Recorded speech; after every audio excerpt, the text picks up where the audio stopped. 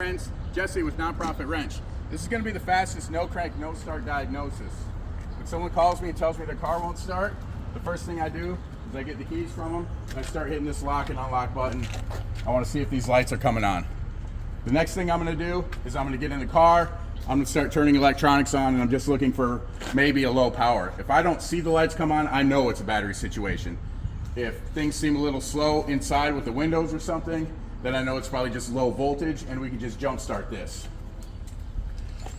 The jump start will probably work, but some tools we're going to be using in future videos is the voltmeter, a jumper pack, and a load tester. These are all very important, so stay tuned. Love you guys. Peace.